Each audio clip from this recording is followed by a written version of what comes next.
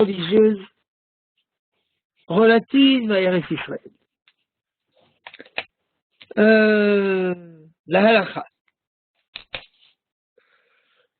Cette halakha, comme toutes les autres halakhot, il y a des halakhot relatives à la nourriture, au Shabbat, à la pureté familiale, énormément d'halakhot, et il y a également des halakhot relatives à Eretz Israël. Ou plus exactement, c'est une halakha triple, ainsi que c'est résumé par le Ramban, dit Nachmani, Rabbi Moshe ben Nachman, dans son addendum numéro 4 au livre des Mitzvot, Sefer HaMitzvot de Rambam. Dans cet addendum, il analyse de façon exhaustive la nature des devoirs du peuple juif envers Eretz Israël. Et comme nous l'avons dit, c'est un devoir triple. Tout d'abord, chaque juif dans le monde,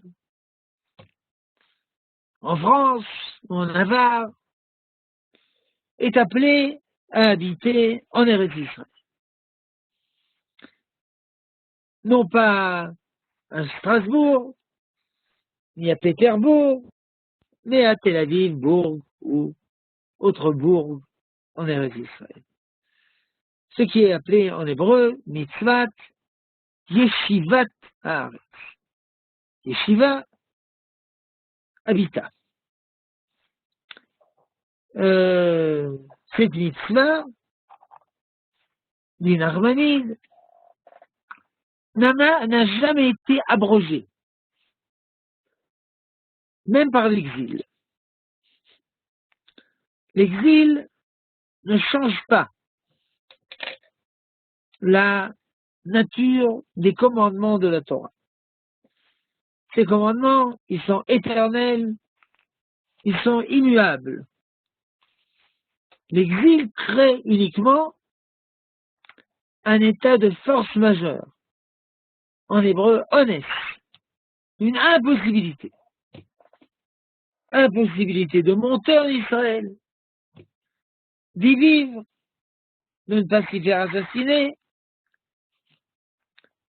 il y a des ennemis, il y a la famine, etc. Comme quelqu'un qui aurait un plâtre sur l'avant-bras, donc il a une impossibilité de mettre les chaussures. Ou un juif qui habite en Sibérie, il a une impossibilité à la fête de Sukkot, de se servir des 4 espèces parce qu'elle n'existe pas là-bas. Mais, donc il ne s'agit pas d'une dispense, mais d'une impossibilité. Ce qui fait que lorsque l'impossibilité disparaît, le devoir émerge à nouveau. Devoir, pour chaque juif, d'habiter en Eretz Israël. Donc il faut monter en Eretz Israël et habiter en Eretz Israël.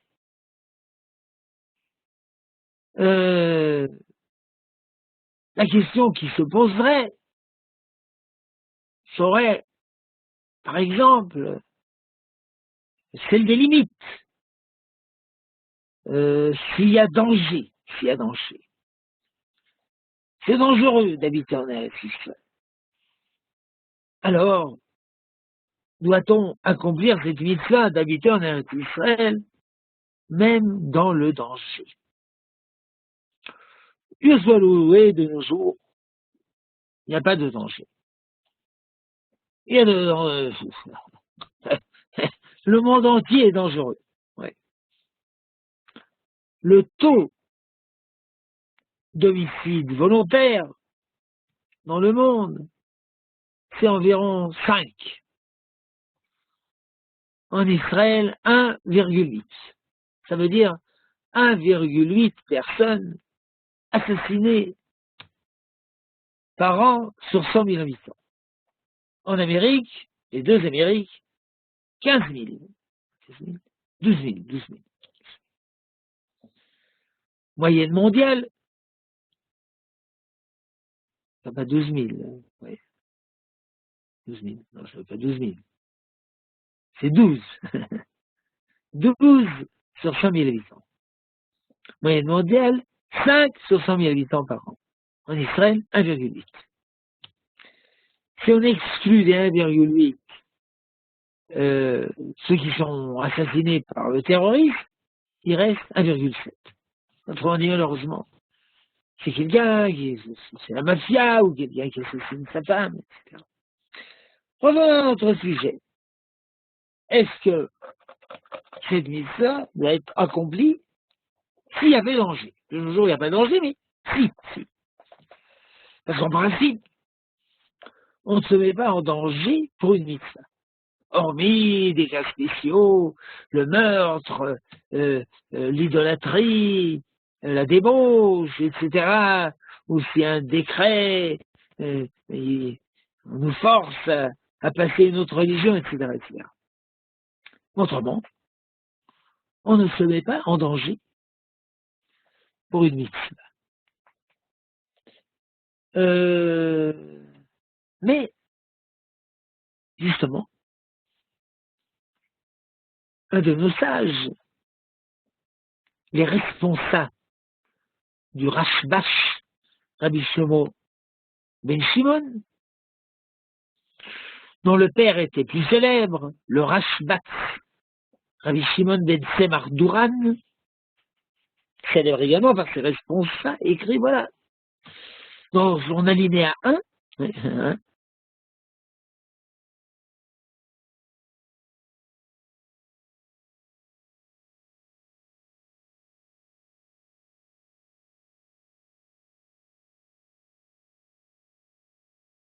mais j'avais le devoir, voilà.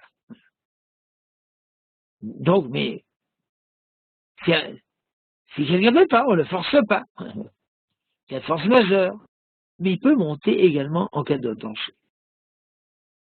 Ce qui nous étonne, ce n'est pas la dispense, c'est l'autorisation de se mettre en danger pour monter en Eretz Israël. La réponse à cette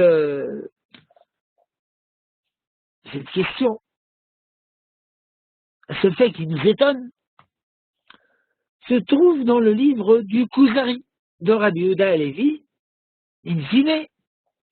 En effet, le sage, le chaver, l'ami, l'interlocuteur du roi des Khazars lui annonce qu'il monte en Israël, mais le roi des Khazars lui dit mais non, faites pas ça, le voyage est dangereux, il y a des pirates, il y a des tempêtes, etc.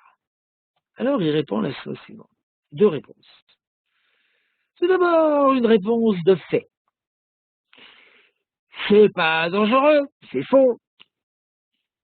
Évidemment, à cette époque, il n'y avait pas de danger-remètre, il n'y avait pas de compagnie d'assurance, mais puisque les commerçants, qui sont considérés comme des gens sérieux et posés, prennent la mer pour faire des affaires, pour gagner de l'argent, eh bien, nous, on prendra la mer pour la mitzvah des Israël. Ça, c'est une estimation de fait. Mais il y a également une réponse de droit, à savoir, même si c'était dangereux de monter en Israël, ça ne serait pas plus dangereux que le soldat qui part en guerre. Mitzvah, milchemet mitzvah,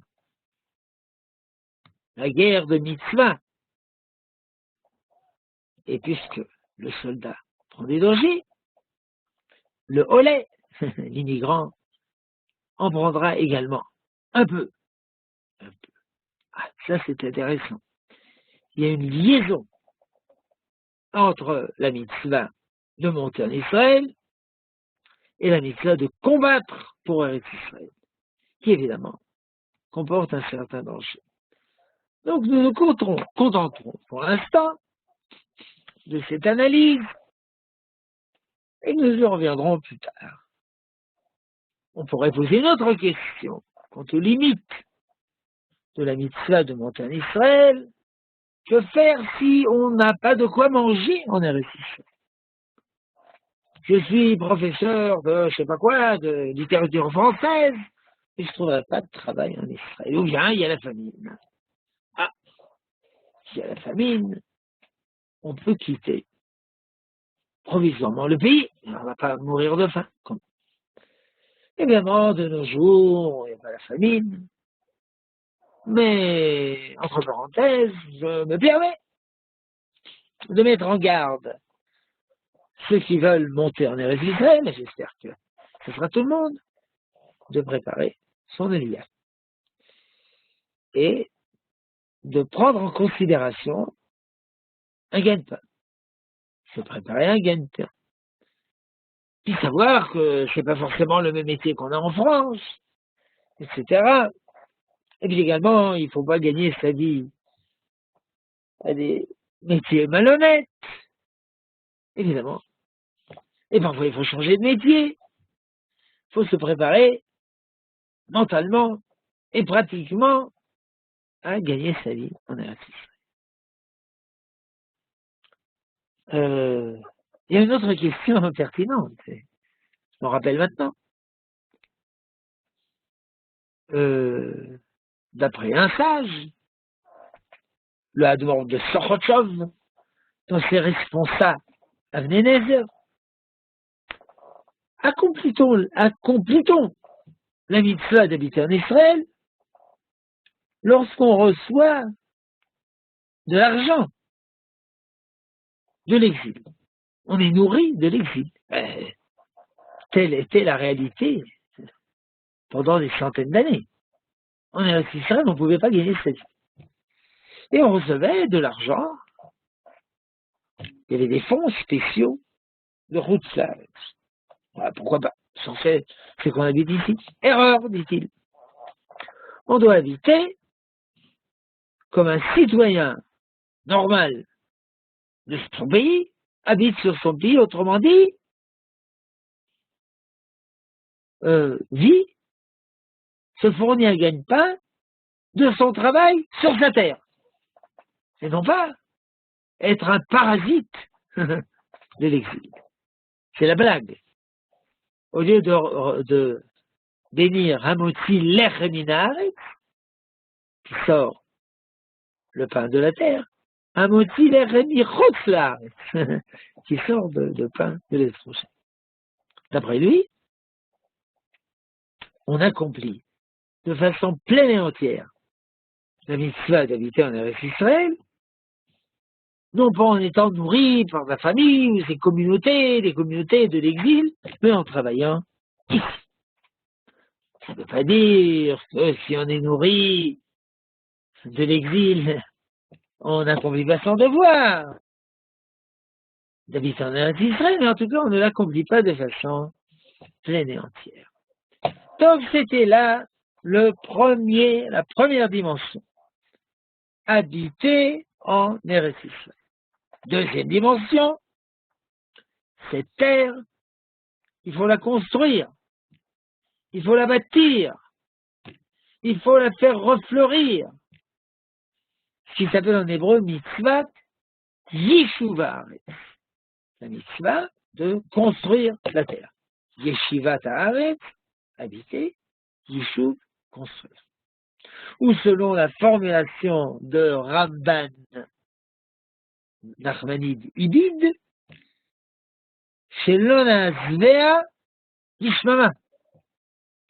Ne pas abandonner cette terre à la désolation, à la destruction, au désert. Cette terre, il faut la construire. Il faut construire des maisons, il faut planter des arbres et des vignes. Il faut construire une économie. Ce sont deux dimensions distinctes. On peut habiter en Eretz Israël sans rien construire pour le pays. On peut également ne pas habiter en Eretz Israël et à distance construire le pays, comme le baron de Rothschild, qui avait investi beaucoup de fonds et beaucoup de fonctionnaires pour construire la terre d'Israël, bien que lui-même, il habitait en France. Donc, ce sont deux mitzvot distinctes. D'ailleurs, on en a parlé un peu avant. Est-ce que quelqu'un qui accomplit la mitzvah d'habiter en Eretz Israël, sans accomplir la mitzvah de travailler, de construire Eretz Israël? Donc, il faut construire cette terre. Là aussi, on peut poser la même question. Doit-on construire, faire refleurir s'il y a danger? Maintenant, il n'y a pas danger, mais jadis, il y avait danger. Par exemple, les Tartispa, il y avait la malaria. Les gens sont allés habiter là-bas, qui, beaucoup, ont été frappés par la malaria. Les Haredim, les Juifs ultra-orthodoxes. Ou bien Nahalat Shiva. C'est le quartier de Jérusalem où il y a maintenant la poste centrale, qui s'appelait sortir des murailles. C'était extrêmement dangereux. Et personne n'osait habiter là-bas. Sauf des gens de courage particulier. Ah d'ailleurs, Mea Shearim, que nous connaissons bien, quartier qui a été fondé par des Haredim, évidemment, des juifs ultra-orthodoxes, parfois c'était dangereux. Les Arabes attaquaient les Juifs, et d'ailleurs, les Juifs ne perdaient rien. Ils répondaient, ils se défendaient de légitime défense. Ils ont créé ce quartier nouveau, bien que c'était lié à un certain danger.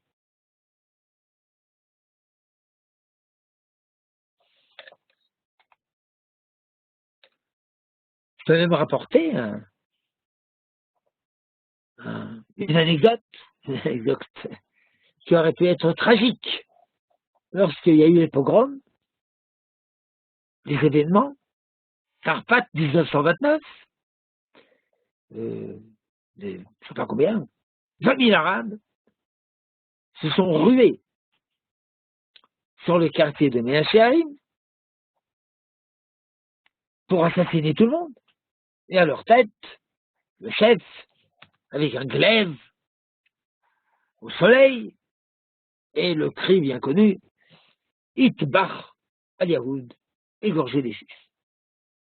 À Mea Shearim, il y avait une petite faction de la Haganah, l'armée illégale, je ne sais pas, une vingtaine de personnes qui auraient bien pu faire. Mais quand ils sont passés près d'un moulin, enfin pas un moulin, un endroit où on faisait de la farine, de meuniers, de Safaridine évidemment, les orthodoxes sont sortis. L'un a dégainé son revolver et a tiré sur l'émeutier en tête, et d'une balle l'a tué, et l'autre a sorti de sa poche une grenade et l'a lancée sur la foule. Et ils ont commencé à fuir. L'un tirait, l'autre lançait des grenades. Mais plus qu'ils ont réussi à les blesser de la sorte, la fuite est perdue, les gens se sont piétinés. Celui qui a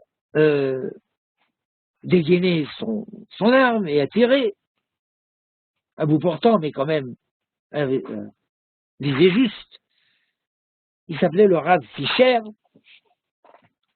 Beaucoup plus tard, son fils, le Rav Yaakov Israël Fischer, était à la tête de la Eda Haredite, à savoir l'organisme ultra-orthodoxe. Et lui, il était tireur d'élite dans l'armée roumaine, Parce que pour réussir avec un revolver à dégommer quelqu'un, il faut être un tireur d'élite. Le lendemain, le Rav Sonnenfeld, qui était également un ultra-orthodoxe, opposant du Rav Kook, qui habitait en vieille ville, est allé à une brit milah, à Mea Shearim. Et ses disciples lui ont dit, maître, n'y allez pas, c'est dangereux. Il a dit, non, j'y vais. Si on n'y va pas, si on abandonne ce endroit, on les perdra. Et il a traversé Sharm, comme on dit en bon français, si les yeux des Arabes étaient des revolvers, ils auraient été transformés en passoires. Mais il n'a pas eu peur. Jadis, les Haredim n'avaient pas peur du danger. Cette argumentation nouvelle, comme quoi il ne faut pas habiter en Eretz Israël, là où il y a danger, elle est nouvelle chez les Haredim, je ne sais pas quand elle est apparue, mais ce n'est pas notre propos. Donc, nous avons analysé le deuxième élément, construire la terre, fructifier, développer l'économie, Yeshuva. Troisième élément, Yerushatar, prise de possession nationale de la terre. Ou selon la formulation de Nachmanide Ibid, Lona Zvea d'idée Zulatenu Minamot. Nous ne l'abandonnerons point dans les mains d'une autre nation. Autrement dit, cette terre doit être aux mains de cette nation. Comment ça s'appelle en bon français? Une terre aux mains d'une nation, ça s'appelle un État. Nous avons le devoir de construire un État juif. Évidemment, comment faire ça? Si les Anglais, les Britanniques sont bien gentils de nous permettre de créer un foyer national, c'est bien gentil de leur part. Mais sinon, et puis jadis, il y avait les déclarations Balfour, il y avait des déclarations du roi Cyrus. Sinon, eh ben, il faut le faire. Manu militari. À la guerre, comme à la guerre. Guerre d'indépendance, guerre de défense. C'est le troisième élément. Yerushat Haaretz. Yeshivat Haaretz. Yeshuva Haaretz. Yerushat Haaretz. Habiter, construire, posséder. Non pas posséder sur le plan personnel, posséder sur le plan national. Évidemment, là, la question ne se pose déjà plus s'il faut se mettre en danger. La guerre, c'est toujours dangereux. Que faire? Dieu nous a jamais promis que lorsque nous irons en guerre, nous serons miraculeusement protégés. Bien au contraire, le soldat qui va en guerre confie à sa femme un guet, un acte de divorce. Au cas où, disparaissant, ne revenant pas, et ne soit pas bloqué. D'après une opinion, c'est un guet absolu. D'après l'autre, c'est un guet conditionnel. S'il ne revient pas, alors elle est divorcée. S'il revient, elle ne l'est point. Guet al-Tnaï. Mais ça veut dire qu'on peut se faire tuer. Et nous savons également qu'il y a des gens dispensés. Celui qui s'est marié un an de dispense, celui qui a construit une maison, celui qui a planté une vigne, il est dispensé pendant un an de service actif, mais il est engagé dans les unités auxiliaires. Ça, c'est pour une guerre, mais pour une guerre de mitzvah, comme une guerre d'indépendance, une guerre de défense, tout le monde y va. Ah, et pourquoi ces trois-là sont dispensés? Chez Mayamout, de peur qu'ils meurent. Donc on peut mourir en guerre. Évidemment, de nos jours, il ne faut pas exagérer, des gens qui se sont fait tuer en guerre, terrorisme, tout ça, c'est la même chose. Depuis le début du sionisme, environ 100 ans, c'est environ 22 000 personnes. C'est énorme. Même 2000, c'est énorme, même 2. Mais c'est un jour à Auschwitz. Ou accident de voiture, c'est 300 par an. Alors faites le calcul. Qu'est-ce qui est plus dangereux, la guerre ou la voiture ou la cigarette? La cigarette, c'est en Israël 10 000 personnes qui meurent par an de la cigarette, dont 1600 de tabagie passive. Alors, n'exagérons rien. Mais dans le principe, évidemment, à la guerre, on se met en danger. On peut poser également la question suivante. Y a-t-il une mitzvah d'habiter en Eretz Israël, dans un territoire d'Eretz Israël qui est sous gouvernement étranger? Par exemple, le gouvernement turc. Cette question était une question qui avait été posée par le Hadmor de Kotsk Pilov, célèbre par son grand-père, l'Hadmor de Kotsk. L'Hadmor de Kotsk Pilov a eu l'initiative suivante. 1000 Hasidim monteront en Israël, ils investiront de l'argent, et chez lui, mettons, Rothschild investira dollar pour dollar. Très bien, excellent. Oui. Mais la question qu'il a posée à un grand décisionnaire, Rabbi Yoshua Mikutna, est-ce que si nous habitons sous gouvernement turc, nous accomplissons la mitzvah d'habiter en Eretz Israël? Réponse de Rabbi Yoshua Mikutna, dans ses responsables Yeshuot Molko, non. Il faut habiter comme un homme habite sur sa terre, à savoir libre sur sa terre. Lorsque sa terre est sous sa domination, sa souveraineté nationale. Donc, monter en Eretz Israël, pour habiter sous gouvernement turc, ce n'est pas accomplir la mitzvah d'habiter en Eretz Israël. Mais il accepte que c'est quand même très très très important, parce que sinon, comment les choses vont s'arranger? Comment, en fin de compte, on va prendre possession de cette terre? On ne peut pas en prendre possession par la poste. On va monter, on va habiter, puis après, on en prendra possession.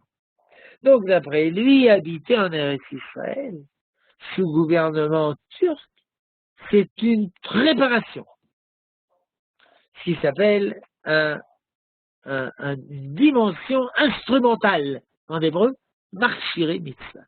Mais son opinion, de Rabbi Yoshua Mikutna, n'est pas partagée par nos décisionnaires.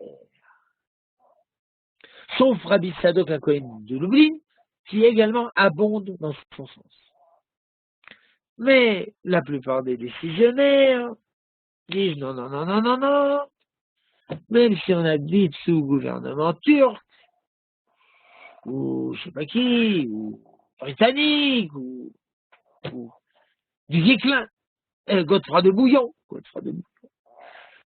on accomplit quand même la mitzvah d'habiter en Eretz Israël, mais on n'accomplit pas évidemment la mitzvah que la terre d'Israël soit sous notre souveraineté, Yerushat Haaretz. Ces 3 mitzvot sont indépendantes. Ces 3 dimensions, on peut accomplir 1, 2 ou 3.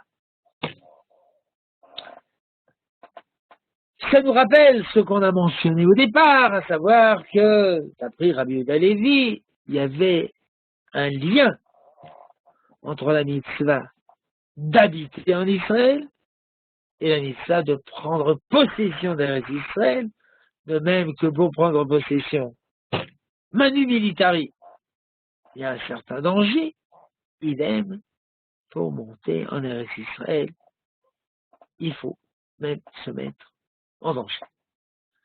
Ça me rappelle un responsable mentionné dans le Shulchan Aruch, section Even Haezer, chapitre 75,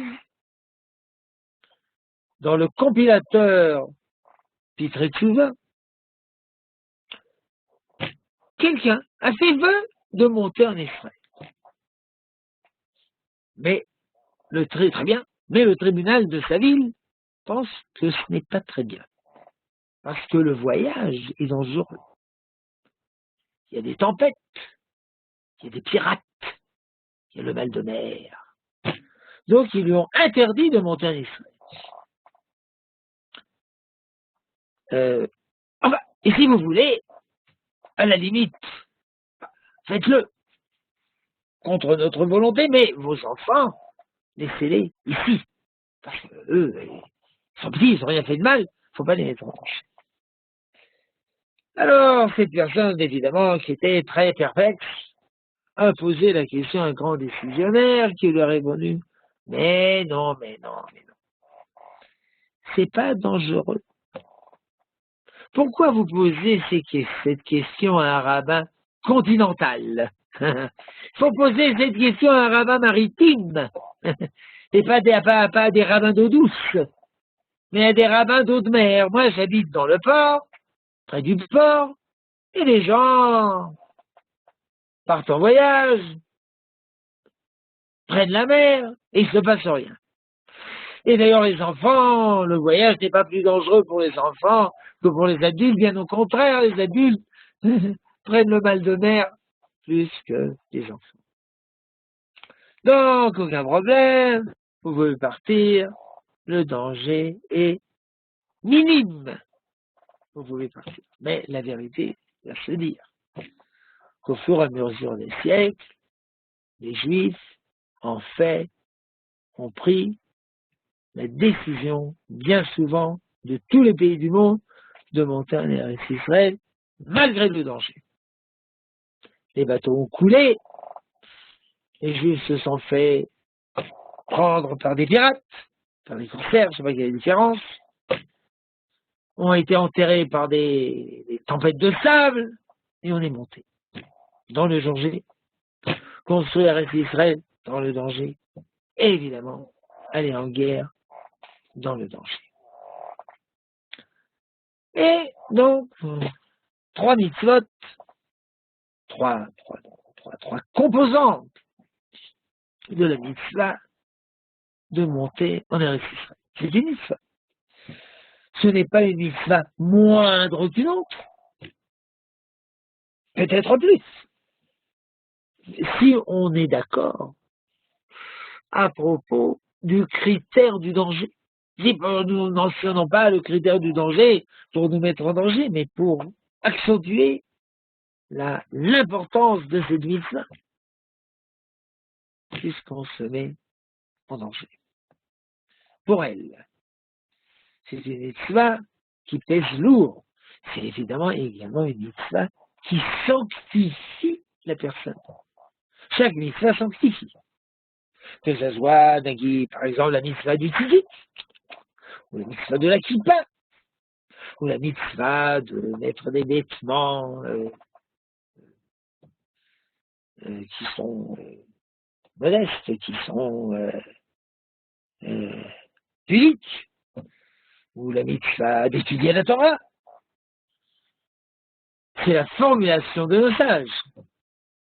Baruch ata Hashem Elokeinu melech haolam, asher kileshanu mitzvotav, qui nous a sanctifiés par ces mitzvot.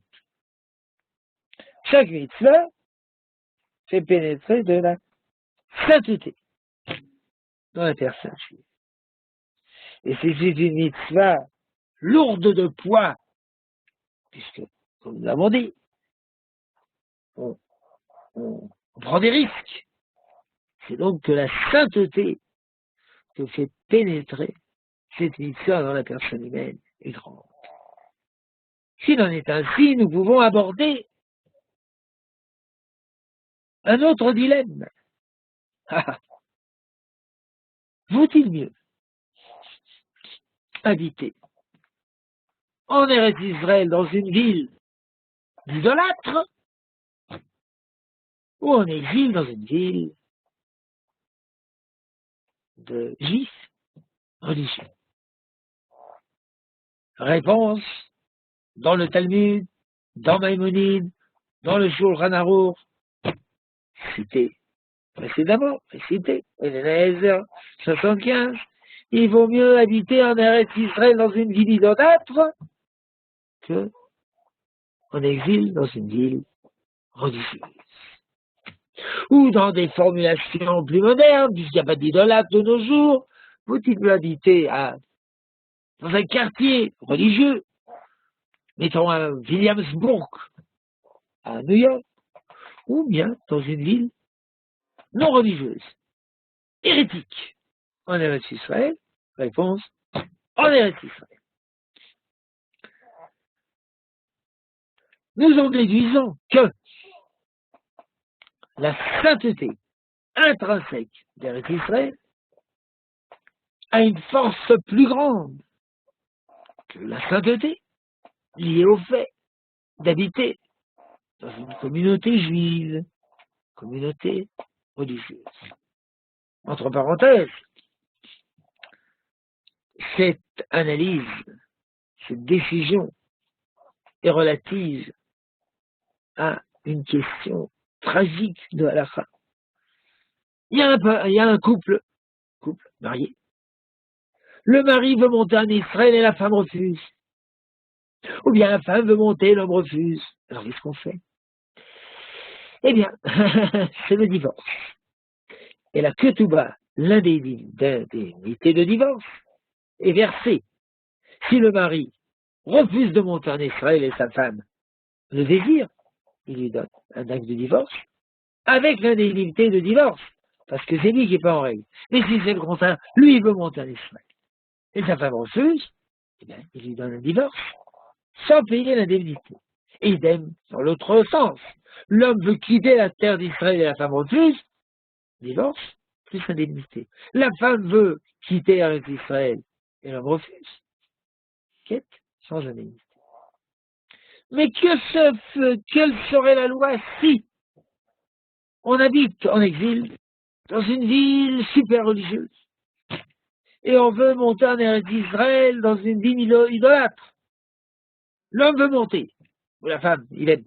On a compris le principe. Dans une ville idolâtre ou dans une ville hérétique. La halakha est la même. Celui qui veut monter, il a le primat.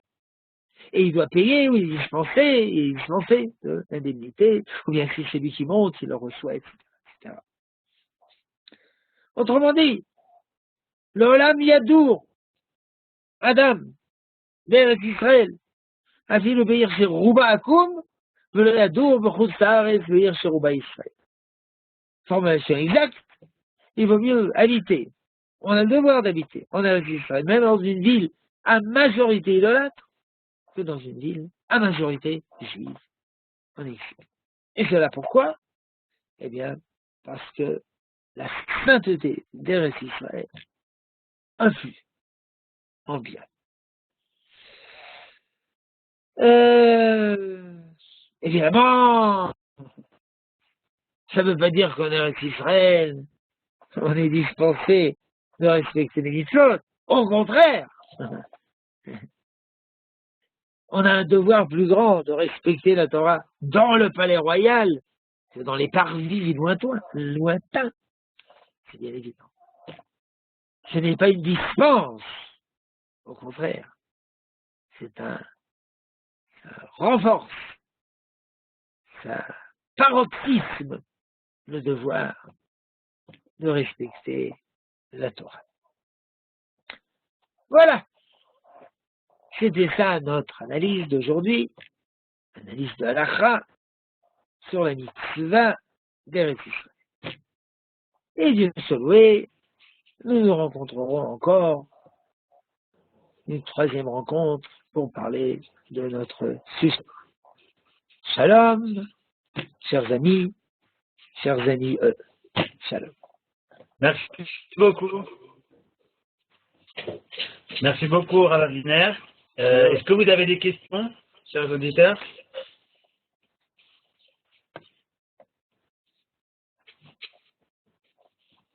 Non, il n'y a pas de questions. Bon, je vois que pour un moment, il n'y a pas de questions. Alors, merci beaucoup